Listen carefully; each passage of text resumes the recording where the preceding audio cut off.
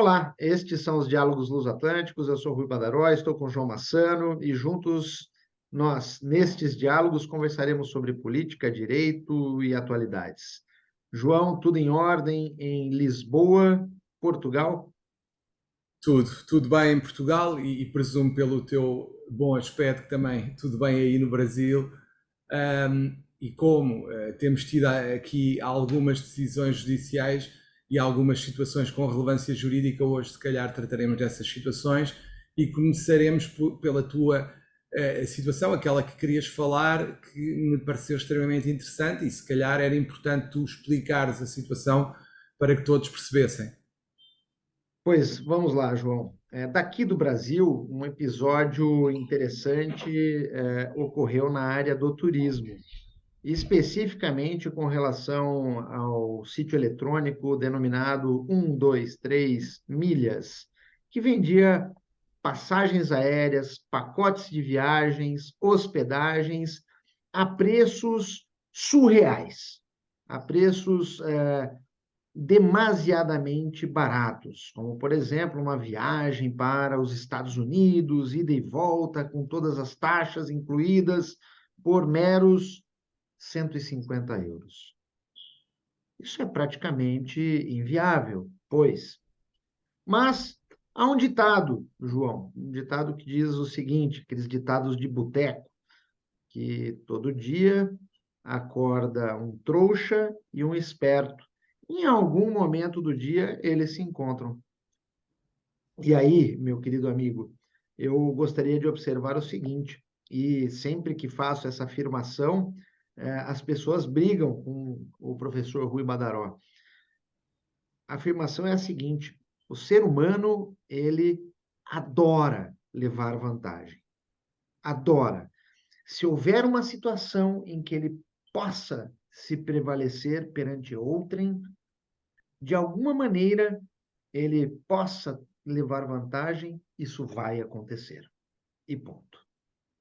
Este é o ser humano médio. Mas não é crível que as pessoas consigam, em pleno século XXI, como digo sempre, era digital, sociedade da informação, acreditar numa publicidade dessas. Entendo. Mas nem sempre o que eu entendo é o que a maioria entende, porque afinal o ser humano médio adora levar vantagem. E aí compra-se aos montes na empresa que faz essas ofertas surreais, fantasiosas, no melhor estilo de uma pirâmide, pode-se assim dizer, analisando o caso de modo superficial, sem adentrar a detalhes, de modo que os primeiros conseguem gozar dessas viagens baratas, mas aqueles que ficarem por último na pirâmide não vão aproveitar nada, porque não haverá o que aproveitar.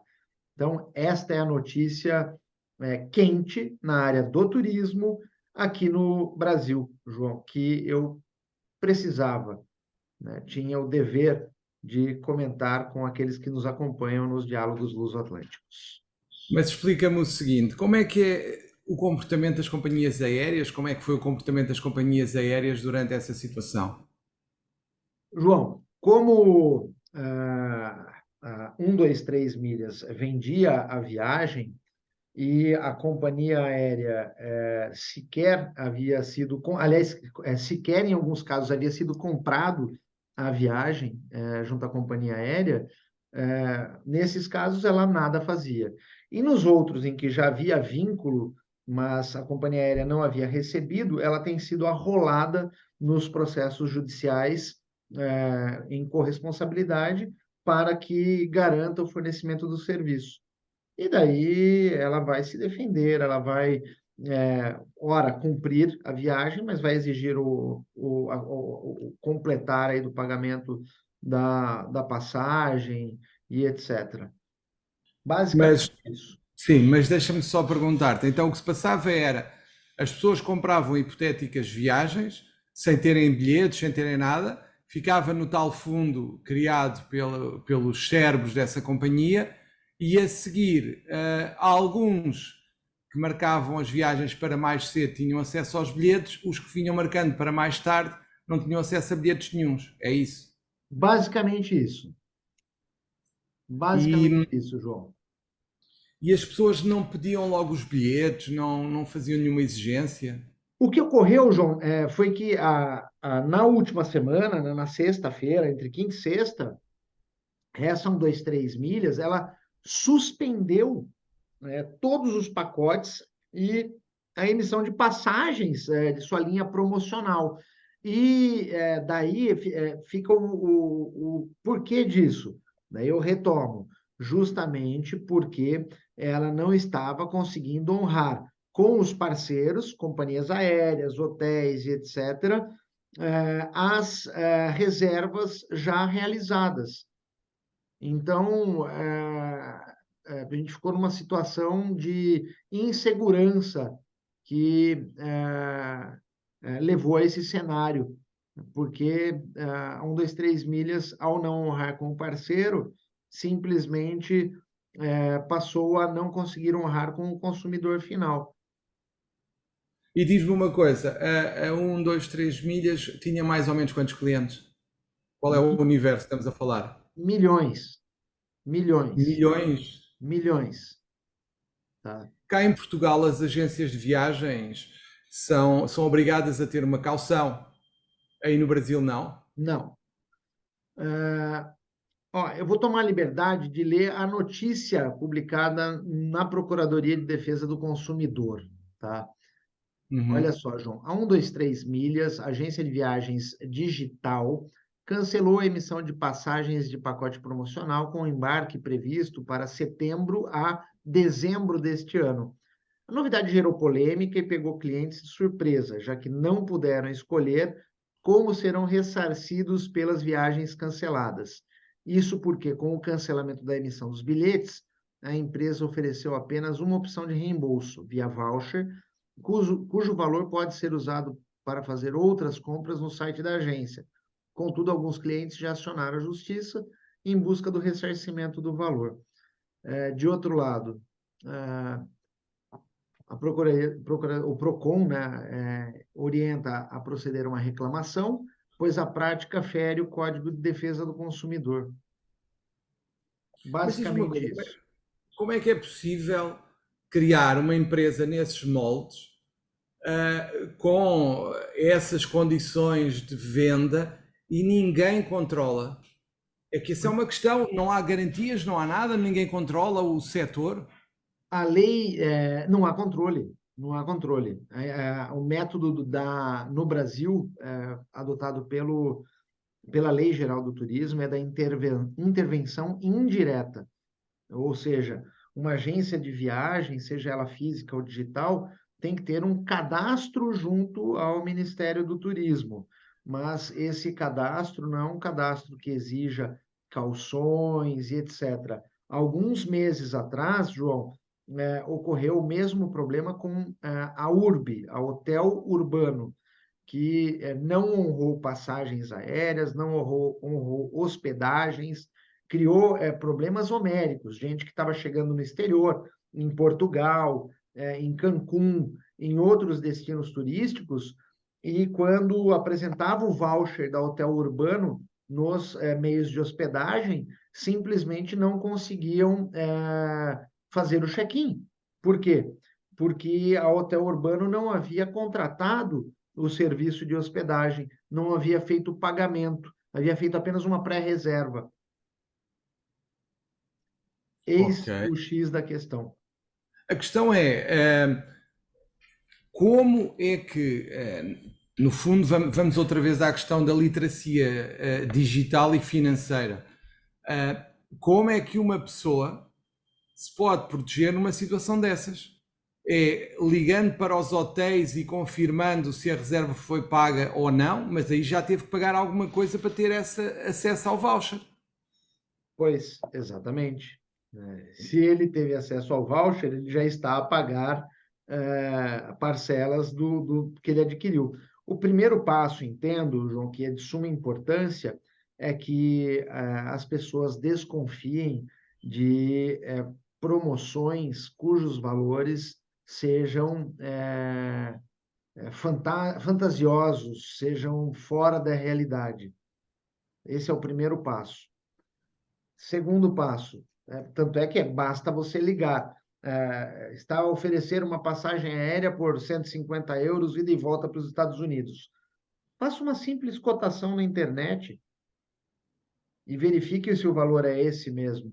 E daí, se você perceber que o valor é 10 vezes inferior ao que você observa nas práticas de mercado, não compre, porque haverá algum problema.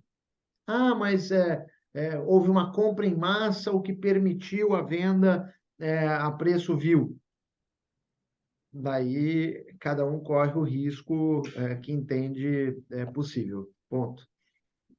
Eu estava aqui a pensar, porque hoje em dia nós temos uma experiência digital bem, já com alguns anos, nomeadamente conhecendo que as maiores transportadoras que existem, a Uber e a Bolt, por exemplo, não têm espaço físico.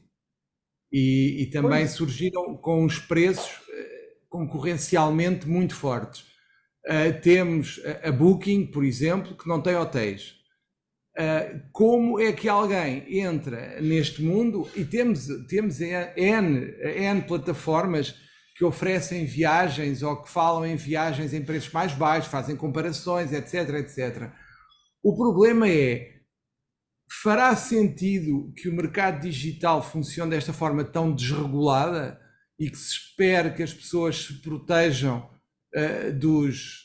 das fraudes, como tu relataste? É que o tema não é tão fácil quanto isso, porque às vezes pode ser, de facto, fantasioso e demasiado evidente que estamos perante uma fraude. Mas pode haver outras situações em que a desregulação existente na internet, em qualquer serviço oferecido ao consumidor, leve a uma fraude. E a pessoa nem sequer percebe que está a cair numa fraude.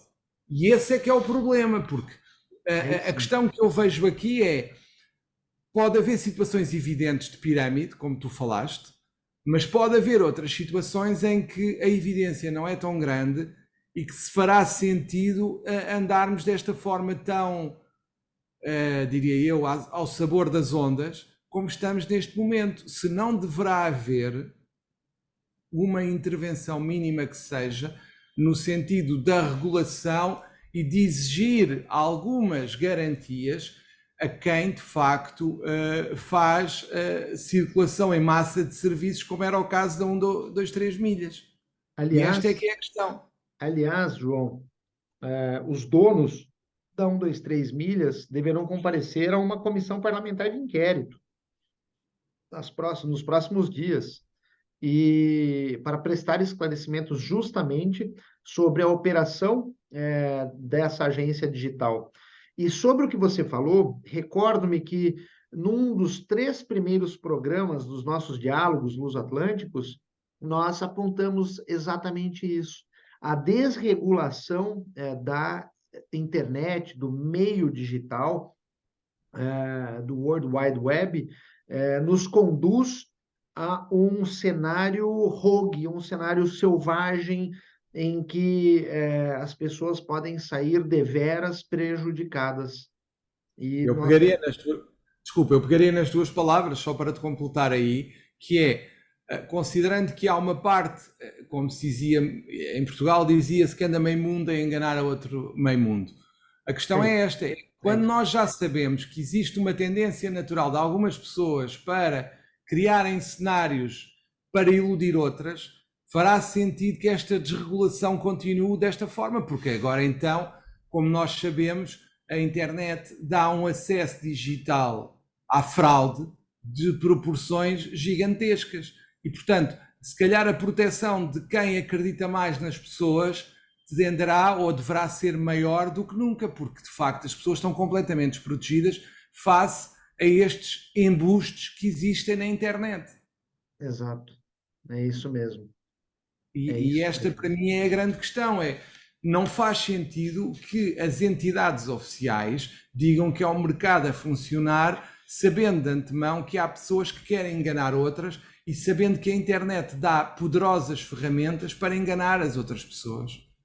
E isso deveria levar a sociedade a pensar que, se calhar, a selvageria digital talvez não seja o melhor caminho para a evolução da sociedade.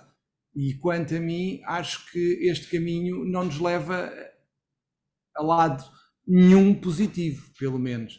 Porque a desregulação tal que permita de forma... É que antes tínhamos meios relativamente diminutos para enganar as pessoas, com capacidade e com alcance diminuto. Agora não, agora temos meios que potencialmente podem chegar a centenas, milhares, milhões, dependendo da projeção que se ganhar, e isso deveria levar-nos a pensar que cada vez mais é fácil enganar o próximo.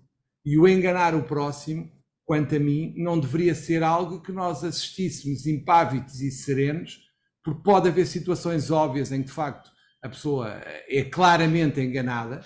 Então, em Portugal agora, há o phishing a torto e a direito sobre tudo e mais alguma coisa, tem faturas da EDP em dívida, tem faturas do gás, tem faturas da eletricidade, da água, do que for, e as pessoas fazem transferências, atenção, através de centros de interfaces de pagamentos que criam referências multibanco em Portugal para receberem dinheiro. Ou seja, há pessoas que utilizam meios, imagina, tu tens alguém que te deve dinheiro e crias uma referência multibanco através de uma sociedade que existe em Portugal.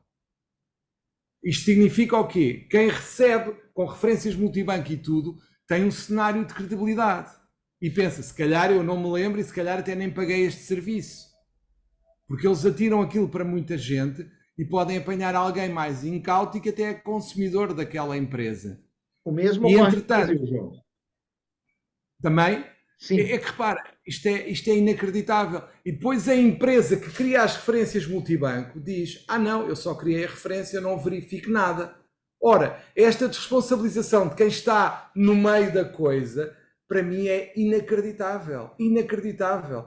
Quem cria referências multibanco para receber pagamentos, uma entidade qualquer que seja, tem que ser obrigado a verificar alguma coisa, não pode só ganhar uma comissão. Isto é o mercado mais selvagem que eu conheço e nós estamos a entrar numa lógica quase de tirar olhos no mercado, porque isto é vergonhoso. A entidade diz, eu só passei o dinheiro. Mas o que é que isto difere das lavagens de dinheiro? Nada. É uma forma rudimentar, aliás. Claro. Então, repara, tu podes criar uma série de entidades, perdão, podes criar uma série de referências multibanco para fazer pagamentos. E a entidade que te dá essa possibilidade não tem nenhuma obrigação de verificar o que quer que seja, cria-te a referência e pronto. E depois tu, enganado, consumidor enganado, se te esforçares, consegues chegar à empresa e perguntas, então, mas como é que é possível criar esta referência multibanco e agora dizendo que não tem nada a ver com a situação? E não tem, de facto, porque atualmente a legislação não penaliza estas situações. Ou deveria, pelo menos, parece-me que a penalização deveria ser rápida, imediata, e toda a gente envolvida que dá, e ainda por cima estamos a falar de uma entidade que ao dar as referências multibanco dá credibilidade e aparência de credibilidade, também tem que ser responsabilizada fortemente. Sim. E pronto, é isto. E acho que por hoje excedemos o nosso tempo e pronto. Queres fazer as despedidas com o sotaque açucarado do Brasil? Estás à vontade, porque de facto açucarar um pouco esta negatividade desta realidade parece-me essencial. João, eu vou fazer comentários hoje à la Facebook, Spotify. Brincadeira, sempre fala comentários açucarados, eu me recordo do Facebook, YouTube. Pois E o bem, meus Spotify, não é? queridos, muito obrigado por acompanharem os nossos diálogos luso-atlânticos, em que nós procuramos trazer assuntos relacionados à atualidade, ao direito, à política, sobre assuntos que nos são caros, sob uma perspectiva da nossa experiência, seja profissional, seja pessoal. Daqui é isso, João. Um grande abraço para ti e a todos aqueles que nos acompanham. Esses são os Diálogos Luso-Atlânticos e até o próximo programa. Até à próxima, um grande abraço a todos.